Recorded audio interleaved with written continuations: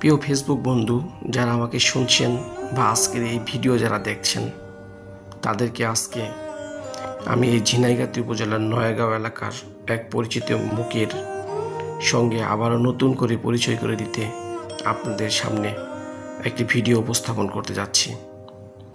ঝিনাইগাতি উপজেলার নয়াগাঁও এলাকার এক অপরিচিত মুখ ইদ্রিস, যাকে আমরা সবাই গোদাইলের নামে চিনি, আবার অনেকে তাকে গোদাইলে পাগলা হিসেবেও চিনে, ইদ্রিস পাগলা হিসেবেও চিনে।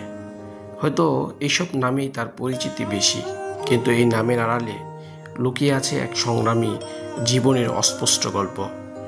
জীবনের নানা চড়াই উতরাই পেরিয়ে ইদ্রিস এখন পলিথিন ঢুকিয়ে বাজারে বিক্রি করে জীবিকা নির্বাহ করেন। কোথায় দোকান? বাজার দিয়ে, গুনাগার দিয়ে, সড়ক দিয়ে। পরে কয় টাকা হয় সারাদিনে? 200-250 টাকা। এটা কি সারাদিনে করে না রাতে করে?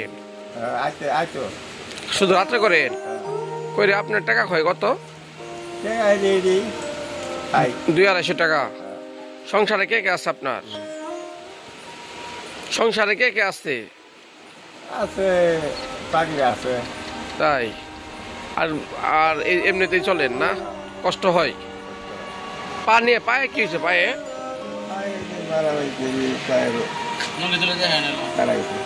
ও পায়ে মানে পায়ে এখন কি সুস্থ না না অসুস্থই? ও এমনি সরকারি কোনো সুযোগ সুবিধা পান না? কেউ কিছু দেয় না? ও এমনিতে নিজে নিজে যা ইনকাম করেন তাতেই চলেন? খুব কষ্ট হয়? ও এমনি তো ওষুধ চিকিৎসা করেন না? এই যে পা নিয়ে হাঁটতে পারেন না, এই হাতের মধ্যে এগুলা কি দিচ্ছেন হাতের মধ্যে কাকা?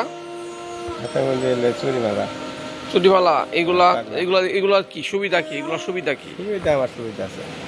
সুবিধা আছে মানে দিলে কি কি হয়? ব্যথা কমে যায়? ও তাহলে আপনার বাড়ি ঝিনাইগাতিতে না নয়াগাঁও?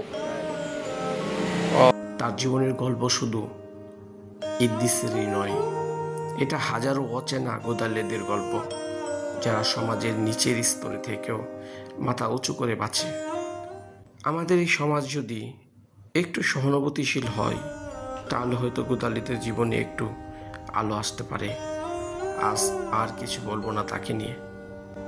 সবাইকে আমার সালাম ও ধন্যবাদ এবং শুভেচ্ছা জানিয়ে আজকের মতো বিদায় নিচ্ছি। ভালো থাকবেন সবাই। আসসালামু আলাইকুম।